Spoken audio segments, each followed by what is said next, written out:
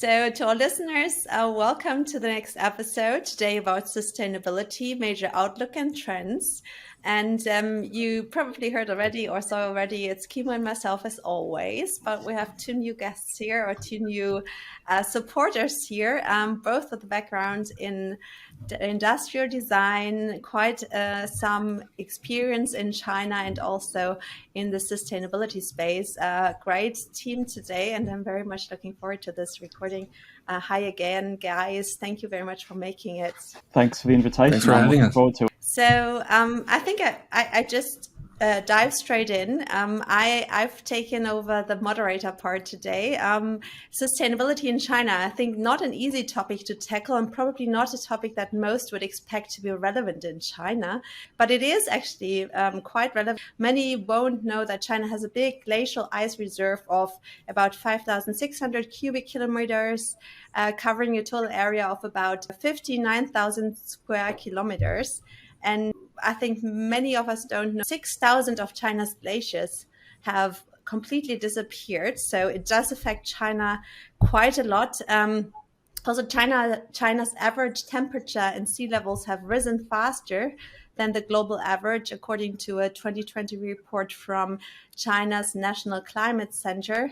And an estimated 43 million people in China live on a land that could be underwater by the end of the century if the global average temperature rises by 2 degrees. China has started realizing that, has started investing in sustainability. More about this later, which areas. But we still have a very mixed results and commitments from the Chinese sides. China's COVID-19 stimulus measures have investing in carbon-heavy infrastructure for economic stability to ensure further ensure the Chinese growth.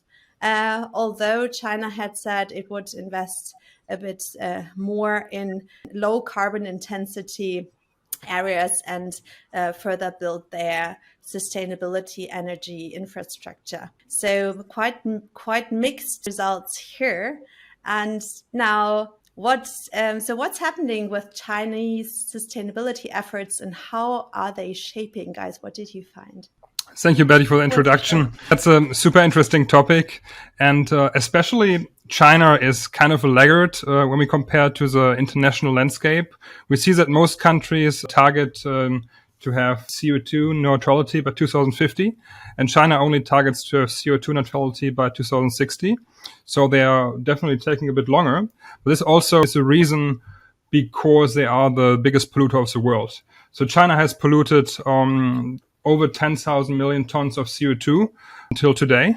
And the second in line is the US with 5,400 million tons of CO2 released. And we see that a vast lead for China, but not a positive lead. So they definitely need to do a lot. And when I've been in China in 2018, I've been seeing beautiful rivers being absolutely polluted, and also environment around the cities has been really smog affected. And so you have like beautiful old buildings or like very nice scenery that could be nice for a walk, but then you have the pollution. So I think in the last years, China has been really trying to counteract this with a focus on strategic priority industries. And those strategic priorities industries include electrification, but then also atomic energy, which is a disputed topic, but will help China a lot.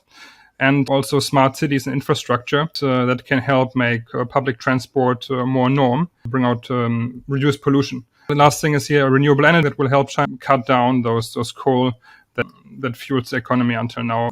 I will just pass on to you guys, and then I come back later with some theories from environmental strategies that I can share and we can discuss, but also a bit of an anecdote about the electrification of smart cities. Sounds interesting and promising.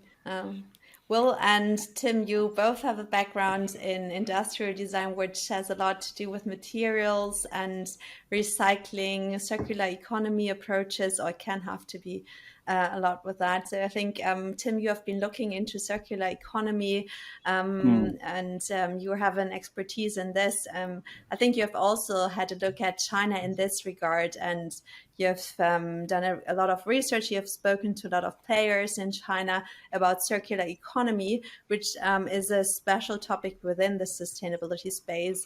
What did you find here? Well, firstly, I was looking into a little bit in my preparation for this podcast, diving in a little bit to the current 5-year plan. So the 14th 5-year plan covering 2021 to 2025, which runs to a massive 146 pages. So I didn't go through all 146 of those pages, but I did cover some of the more sustainability relevant sections. And there's quite a few areas to look at. There's one whole section around improving ecosystems, improving environmental protection, improving the general environmental quality around China, including pollution prevention and control, increasing the amount of positive environmental infrastructure. And there's also quite an interesting section on what they term as accelerating the green transformation of development model. And this is really where that the circular economy comes into play. So there's a section talking around the increase of resource use efficiency, so things like energy efficiency, energy conservation, water conservation, land conservation, also some recovery of some of those brownfield industrial sites to rehabilitate them and reuse them, which I think is quite important in a country like China. And there's also a section talking about building out a resource recycling system. And this is where the circular economy really comes into play, to build that resource recycling system, which I think is quite interesting. They also mentioned standardizing the development of remanufacturing, which also does certainly fit into the circular economy framework. Also accelerating the development of circular agriculture, which is sort of the other side of the circular economy, as opposed to sort of remanufacturing and recycling. And I think it's a very important part of the circular economy, recycling, but it's important to point out that it's not the only part. So there's elements like reuse, repair, and remanufacture, which should all come before recycling in a good setup of the circular economy. So I think there's certainly interest in some of these circular economy measures, but I think there's still certainly a lot more which can be done, and we'll, I guess, touch on that a bit later. And then throughout the 5-year plan, there's also a few other sections talking about developing a green economy, again touching on energy conservation, green services, transferring freight from highways to railways. And another one looking into more strict green product standards and verifications for things like appliances, lighting and water conserving appliances, which sort of ties back into our my product design background. And just finally on the 5-year plan, there aren't too many binding targets within the 5-year plan, but 5 out of 8 of the binding targets do relate to the green ecology. So the first one is to reduce energy consumption per unit of GDP by 13.5%, and water consumption per unit of GDP by 16%. And both of those really tie into those 2030 carbon peaking and 2060 carbon neutral targets, which we've touched on. And there's a couple more targets. Firstly, increasing the share of days with good air quality in cities, increasing the quality of surface water, and also increasing the forest coverage. So I think certainly within that sort of 5-year plan framework, there is definitely some good environmental and circular economy initiatives, which we can, I guess, go through in a bit more detail. And how, like you said, you didn't go through all the over 100 pages, which is completely fair. But did you have get a feeling, like a general grasp of how serious they are about it? Like, are they putting, from your feeling, are they putting high measures out there, high KPIs for themselves compared to what they usually do? Or is it still a bit more cautious? I think, as we know in China, when the government decides to do something, it's going to happen. It may not happen overnight, but it will sort of happen. I think, the targets they have set are, I guess, achievable, which is another thing that, I think the government isn't going to set targets that it can't meet. Because obviously it's not going to make itself look bad by failing to meet some of those targets. I think, moving forwards, some of the green trends that we might see from, looking into some of this 5-year plan is, I think there's going to be a lot of those improvement of those environmental and natural areas. That's going to be a clear trend moving forward. As Kimo touched on, that sort of renewable energy push, I think, is only going to continue towards those carbon peaking and carbon neutral goals. And also ensuring China stays the leader in solar and wind manufacturing and investment. I think While that not making any compromises on the growth side, right? Like it seems like they take it a bit more cautiously from, like, that's my gut feeling, because they do not want to compromise on the growth side. They still want to make sure economic growth goes at the same pace, but still they're a bit under pressure to move on the sustainability side. So they implement these measures and starting to give incentives to companies to comply. Also what we see in the ESG relation, I think there's some ESG requirements also now that at least stock listed companies need to comply with, that they need to also publish an ESG report. My gut feeling is still that it's being taken cautiously with little steps, let's say. Yeah, I think so. And I think so. And I think after the hiccup with the COVID and those control measures, which have sort of put the economy on, put the brakes on the economy, I should say. Obviously, they want to get that economy back up to speed as soon as possible, and that's potentially going to be slightly at the cost of some of these environmental measures. But I think it's something that is only going to continue. I did see a headline just during the week talking about China wanting to build even more coal-fired power stations, which is on one level disappointing. But there's only so much solar and wind capacity they have to be able to implement, in a relatively short amount of time. So I think these measures are going to continue, and now that COVID is in the rearview mirror, we hope, I think there's going to be a renewed focus on some of these environmental aspects to China's economy and planning moving forward. Mm-hmm. Interesting take.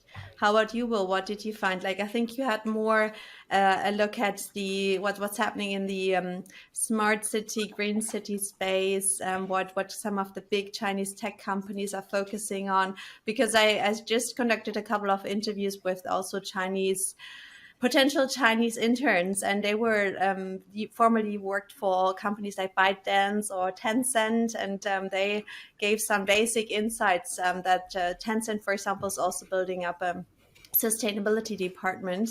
So they also start focusing on these things, but it's like maybe not so much targeted as sustainability, but more like SDG, ESG. It's nice, but it still seems it's a tag. But they are investing themselves heavily in these areas like green cities. So what did you find there? No, definitely. I think technology plays a big role in the plans for sustainability in China, especially with the 5-year plan, as Tim and Kimo mentioned. There's also a big push for the development of technologies such as AI, the blockchain, quantum computing, and all this will play, I think, a big part also in circular economy.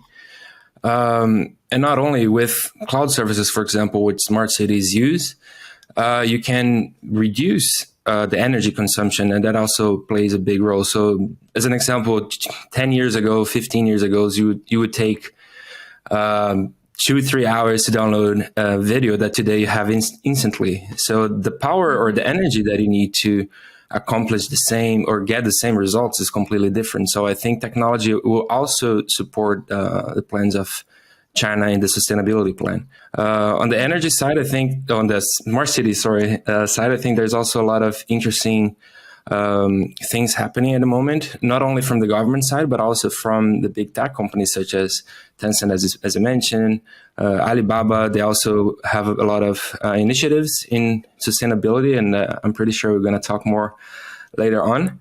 But I think it's a more holistic approach rather than either the individual, the company, or the government. I think that's how China plans to move things forward. Yeah, and it's hard to divide the government and the economy in China. Especially the big tech crackdown has shown that the companies moving without the agreement of the government will have it harder in the future. So I think the name of the game is basically the alignment with the strategic priority goals and also a government cooperation. One good example for this is BYD. They work very closely together with the government. It has been kind of a a lucky case for both sides, so that BYD has put its bets basically on these blade batteries. And these blade batteries are lithium phosphate batteries that basically require less of the critical resources, but have less energy density and therefore also a bit of a weaker range. So by the LiFePO batteries being successful, and BYD being a Chinese company, the government actually used that increase of popularity of these batteries and also the success of BYD to help BYD become the market leader. So basically, those two in tandem have the government and BYD have really achieved great things in the area of electrification. And I think one of the main advantages now is that China has the most successful electric car manufacturer in the country, and also the most successful by market cap battery manufacturer with CATL. So with both two players being in the country and having also a quite integrated supply chain of resources, batteries and cars that are basically onshored. And you don't have to take so many other components from abroad. Of course, semiconductors are important for every car, but most of those things are onshored. So China has a bit of an unfair advantage here. And by the government realizing that and pushing that also hard, I think they can reach their sustainability goals of at least 2060 and will not postpone that. I mean, I personally, I research in lithium iron supply chain. I look at global partnerships in this area, but also I look at different users across industries, because obviously lithium iron batteries are not only for the car industry, but there will be buses for like the public transport. Aviation plays an important role, especially when we move towards solid state batteries or structural batteries that can be part of the airplane and don't have to be stored or built in a separate department.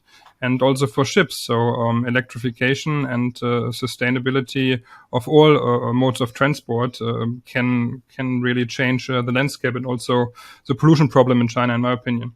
And this I think goes together with what you mentioned, Will, smart cities, interconnected cities, that you have also optimization of traffic.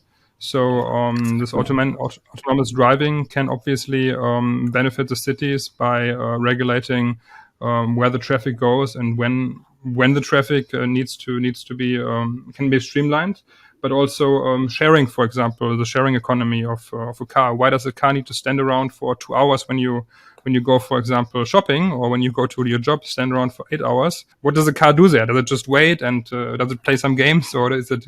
I think the car gets bored, so we can actually solve this problem by sharing. Yeah, exactly. But very interesting aspects coming up here.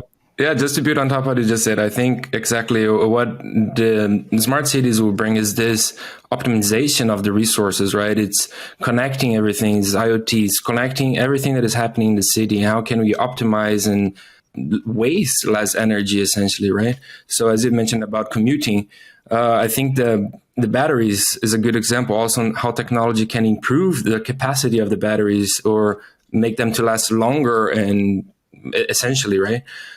So I think this all play a big part. There's also, you mentioned also on autonomous driving, there's also DD with 5G technologies, and this will definitely play a big part on what you just said, Kemal. Yeah. Yeah. I just want to touch up on that point of that everything is getting more efficient, and that's true. Yeah. But on the other side, counterbalancing that, we have this incredible power creep, because everything that we uses electricity and uses power. So the question is here, can the renewable technology hold up with this power creep that we are experiencing, especially with China having the largest population in the world? Yeah, that's a very good question. Laptops, desktop servers, mobile phones, switches, all those account for close to 400 billion tons of emissions per year. So I think this is coming back to also the role that individuals play on this whole sustainability landscape, right? We also impact is, of course, different impact from organizations that have a bigger impact than individuals, but we also play our role, and how can we optimize this as well to be more sustainable?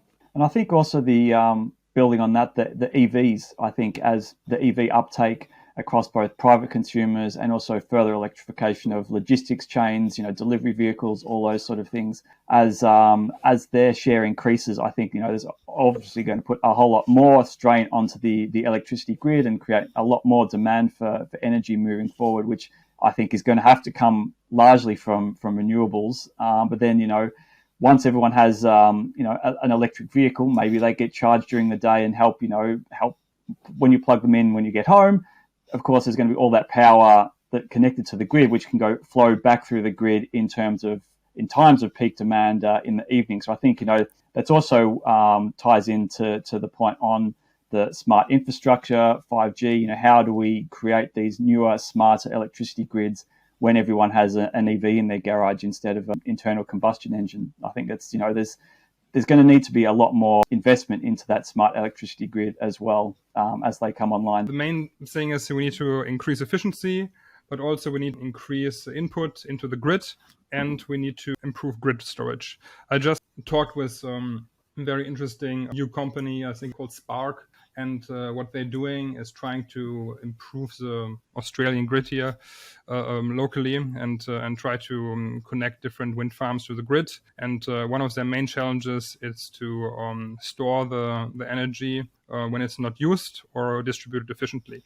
So one, from my area of research, one idea is basically to use the secondary life of lithium-ion batteries to produce those solar battery packs and then be able to have more storage solutions for solar energy. And then the challenge is here, obviously, the grid, because energy is only stored in the grid for like 3 or 4 hours. One solution for that would be Sun in the Box. That's like I think a Norwegian or a Nordic startup to basically store the energy in the grid for longer time periods. But that needs to be applied, and will take a long time until we see that change. And ultimately, I think, when we're talking on some of those, energy storage, to have a very resilient grid, you're going to need a wide range of energy storage options. It's not, you can't just do it all on batteries or whatever that may be. It has to be, all of these different technologies all playing a part in the grid. Everything from a household battery scale right up to pumped hydro.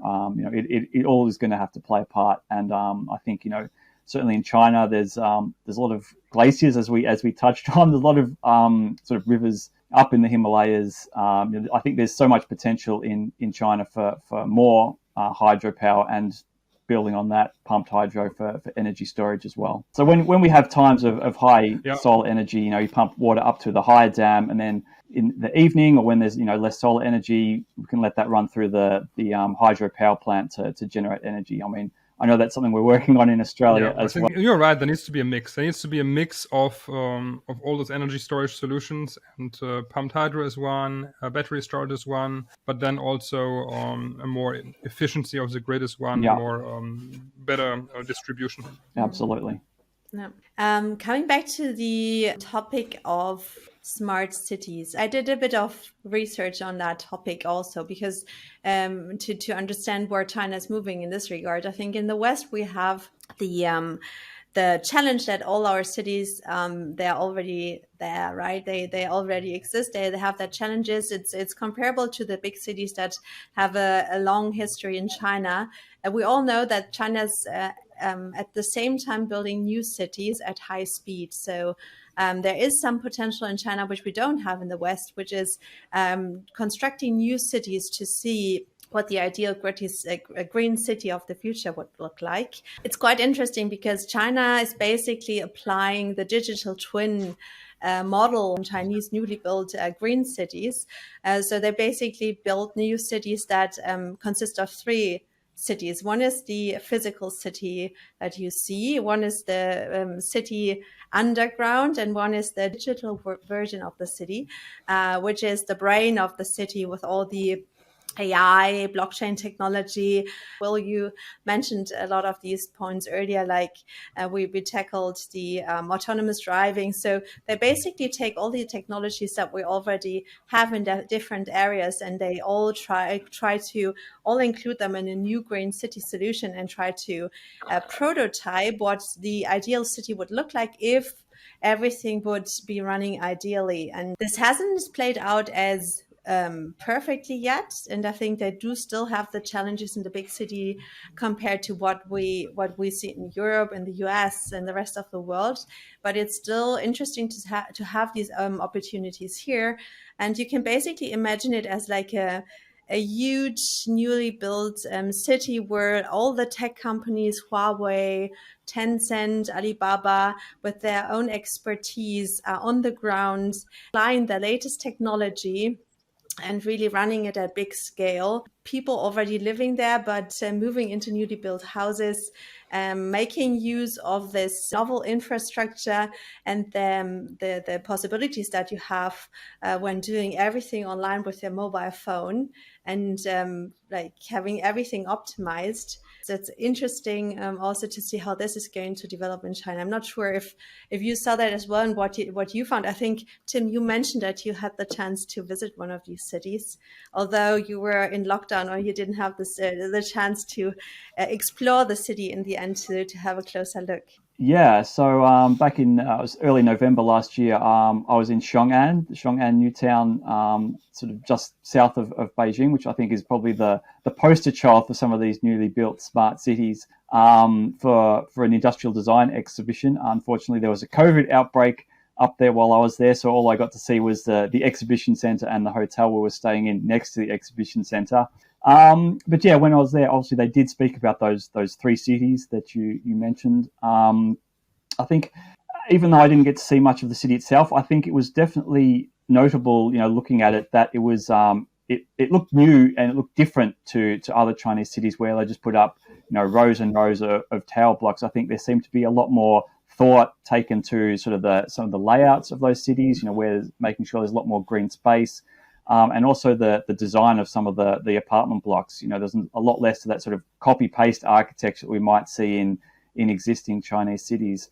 And I think in Xiong'an there's a couple of design guidelines for that. There's no really tall high-rise buildings and none of these sort of like big glass curtain walls that we might see in sort of normal cities, where you have an entire tower just covered in glass. So from that perspective, it definitely seemed like it was a good attempt at building what the future of a Chinese city should be. And obviously they can do that when it's a brand new city from scratch on a greenfield site, rather than trying to retrofit an existing city to do that. But yeah, absolutely. I'd love to get back to Xiong'an and have a bit more of a look around sometime. Yeah, it's kind of in contrast with what you have seen about in this real estate boom, where Chinese investors have been just buying up real estate for no purpose.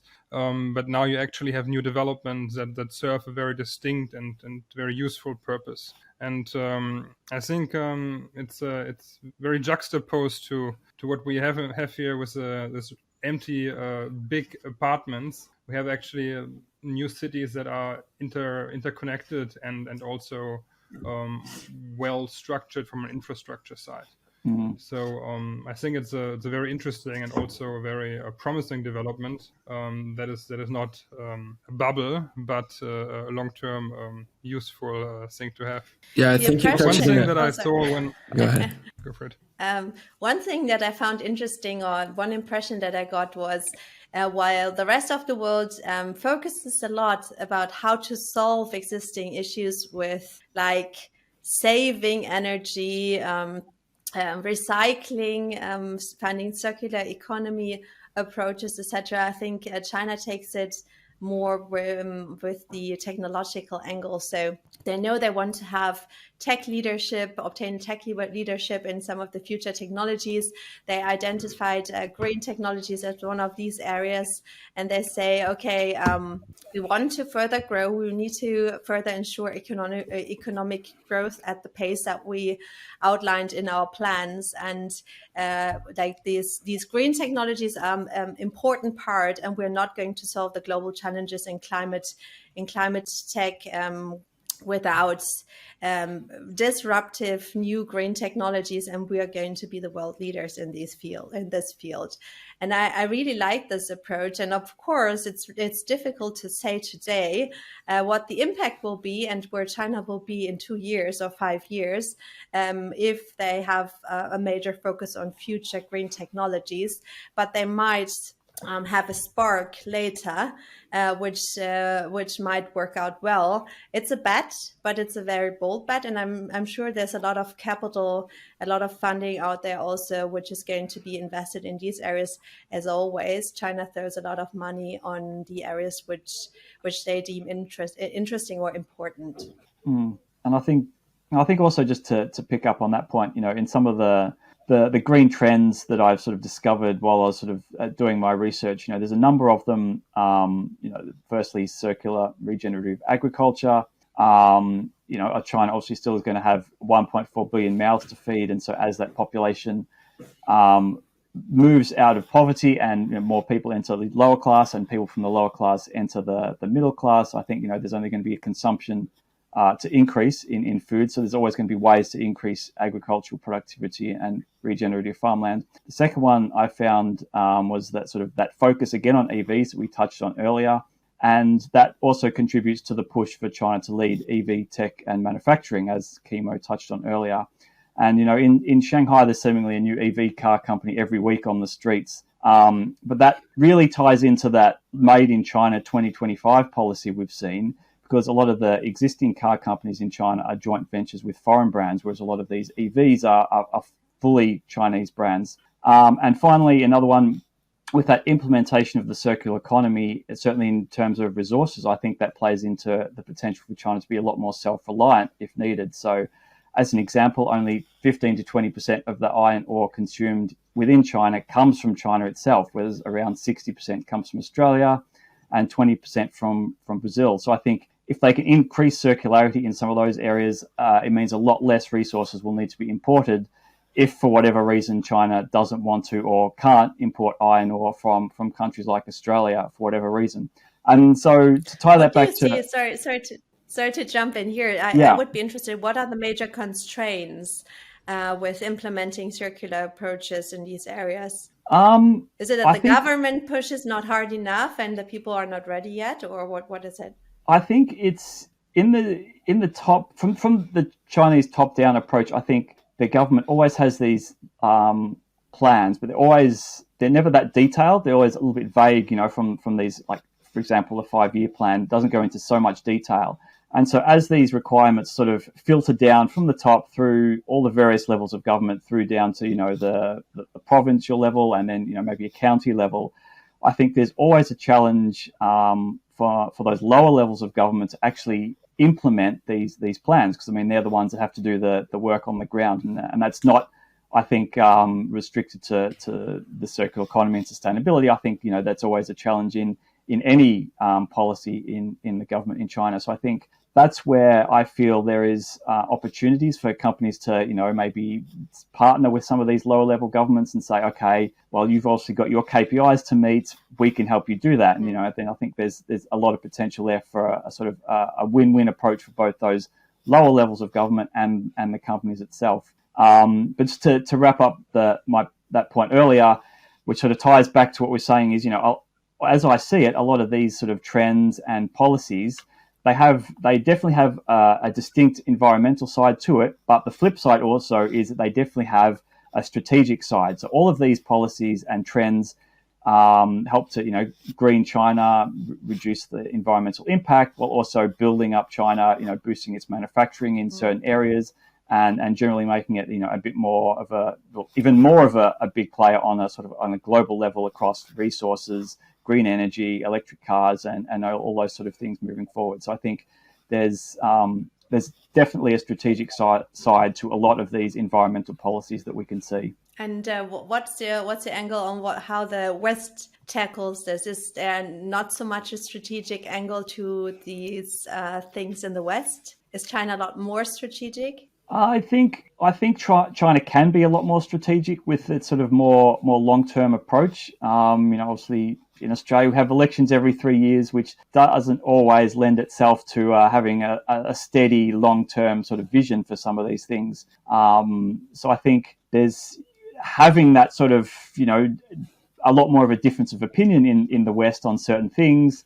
That can sort of put the brakes a little bit on some of these more long-term strategic views, especially in things like, clean energy, What's the future of manufacturing across Australia, US, Europe, what sort of industries we are going to be competitive in, and how we be competitive on a sort of global scale in some of those things. So I think in that way, yeah, it is definitely a challenge for Western countries to sort of keep up with China in that regard.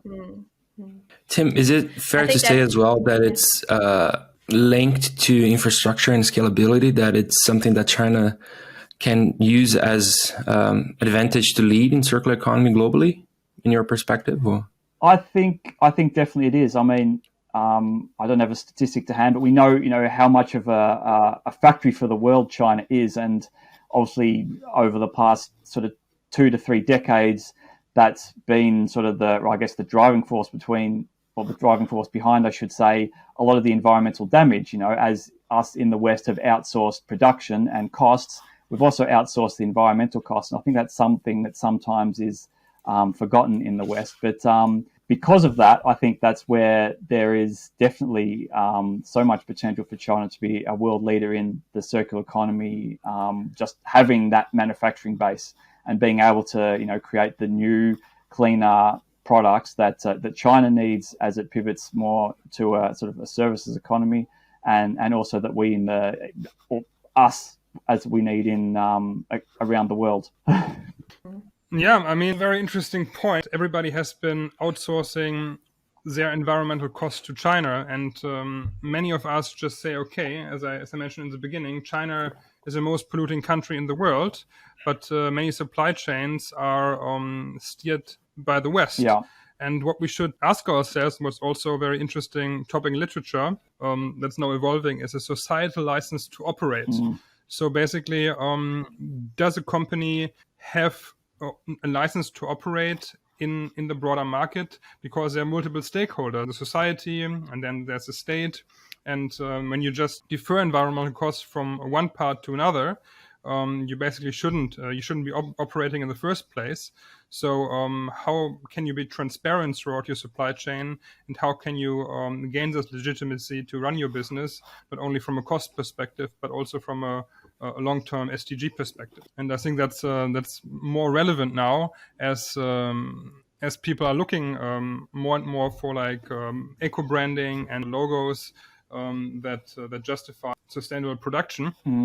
In the past, nobody really cared about it, but now people are moving to more awareness. Yeah, absolutely. And I think, consumers are getting only more savvy. They're looking a bit more closely at, what materials are in my clothes, where is this made? And just picking the fashion industry at random, there's always that risk of clothes being made in sweatshops for, the very cheapest items of clothing. So I think there is definitely consumers getting more educated about that and demanding more sustainable products, both from a material point of view, but also a social point of view, and demanding more of their companies that they buy from. And those companies obviously then need to work on that social license to operate, as you said.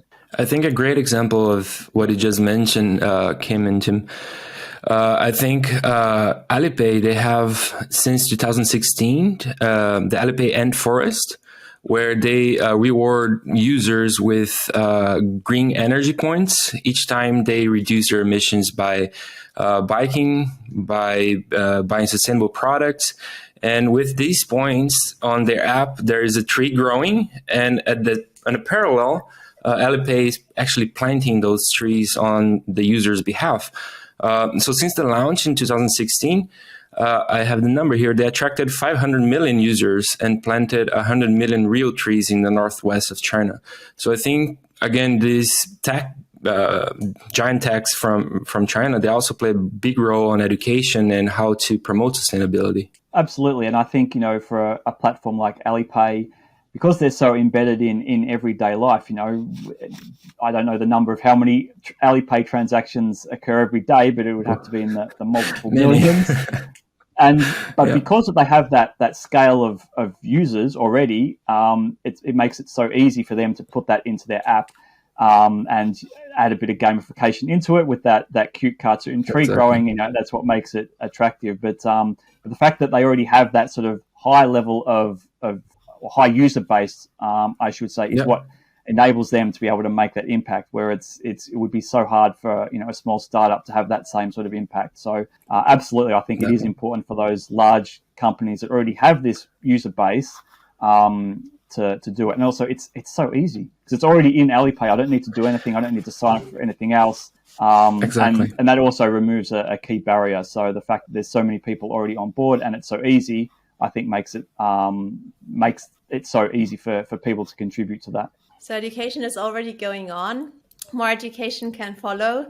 I talked to a friend of mine who's working with a couple of international companies on sustainability topics. And what she says is that on the consumer side, people are getting more and more aware of how important sustainability is. But once they are back at their desks at the offices, they do not translate to this into the industrial world. So while the government and the companies sometimes also have their general concept of why it's important to be more sustainable, and the employees still need to develop that concept. So I think comparing that to Europe and the US or the rest of the world, I think in many parts of the world we're already a lot more aware of these facts, and I think there's a lot more education needed in these fields. But there's definitely something happening here, and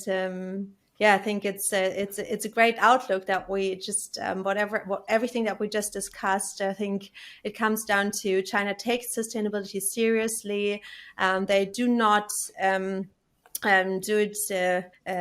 do not neglect their economic growth because of sustainability, but they still take it step by step. They have their goals, they have their aims, and they are tackling sustainability issues with major future technologies, and they have the big tech companies on board to help them tackle it. And I would also expect more and more incentives and more regulations or KPIs to come in the next upcoming 5 years plans, breaking what we see today more into detail, more down to something that's more translatable also to the startup space. I think it's a good outlook. I think we definitely should keep an eye on these developments, and we should definitely do another episode. It was a lot of fun discussing that today. And thank you very much for being here. I hope you enjoyed it as well. Definitely. Thanks for having us. Yeah. I mean, maybe one last question before we close it. Yeah. That I had in mind is basically how can companies that might be European companies or American companies, but also Chinese companies, how can they prepare for the future? And looking into academia, there are 4 generic strategies that are, one is branding, that could be selling your product as a premium, an eco product where you really look to source environmentally friendly. Then there is the strategy of being a first mover, of doing something beyond compliance. And that would mean I don't only fulfill what is required, but I go one step further. So when this legislation comes into effect in the future, I actually have that already in place and don't have that cost. And I can basically then have an advantage over my competitors because they maybe cannot sell the product anymore, or they need to re-equip to this environmental standard at a higher cost than I did when I did it in advance when it was cheaper. And the third one of this 2x2 matrix is efficiency. And that means saving costs through being ecologically and sustainable. That could be, for example, using less water, using less resources, and having this win-win situation.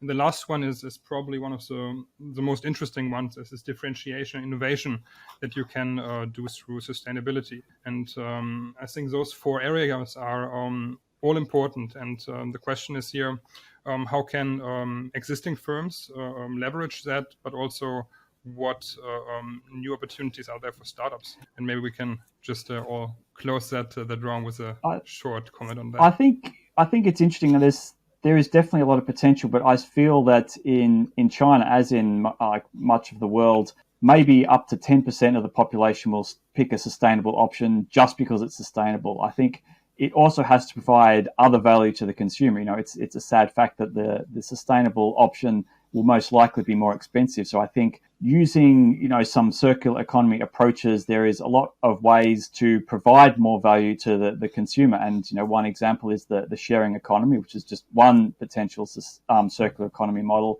which I think is very well known to consumers in China. We've seen the bike sharing, which sprung up, and that's gone through to umbrella sharing, battery bank sharing, and even clothing rentals. And I think that works incredibly well in cities with high density, such as so many in cities in China. And it's also not that new of a concept because, there's tool libraries, there's toy libraries that are out there. But, imagine if every tower block in Shanghai had, a small tool library vending machine in the lobby so that when you need to fix something, all the tools are right there. There's so much potential in some of those areas. And also, just to close off on that, I think the circular economy provides so much value from what we consider as waste. There's a saying that says that waste is just a resource that's in the wrong place. So I think throughout manufacturing in China, there's so much that can be done with industrial byproducts and waste that there is certainly so much potential in that sort of circular and sustainable approach and viewpoint. And I think just to add to what Tim just said and answer your question, Kimo, I think what puts everything together is digital.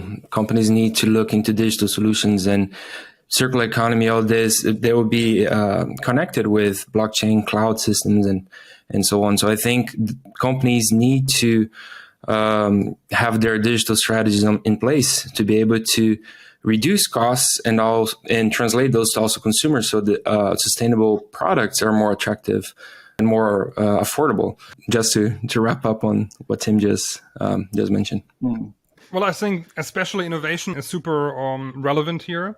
What new companies can do, they can really have this all-encompassing solution where you not only bring one product, but also, for example, you basically bring batteries that can be used in solar afterwards, and then you have a collaboration with the government of how to use traffic cameras to optimize transportation, for example, or anything in this area. But what is really important is to jump the S-curve and not just improve what you're currently doing, but coming up with a new innovation, experiment a bit that can solve novel problem. That could be new chemistries for batteries, like going in solid state, but it also could be something it hasn't been tried before, and that could be something like a very interconnected city where everything is closed loop, and partners that you wouldn't imagine to work together now working together on a product that is the multi-party product. Mm. And obviously there are different scenarios, and you should prepare for a green paradise, but you should also prepare for a solution that's a bit more rocky, and then being able to adapt as you go. Yeah. I think great wrap up. I do not want to waste any closing words in case anybody has to add something, but I think it's a great wrap up, and it was a great last round of discussions here. Great outlook for the future. So I definitely approach you for the next episode on sustainability in a couple of months down the road. Be sure about that, and I wish you a great rest Saturday and a great weekend.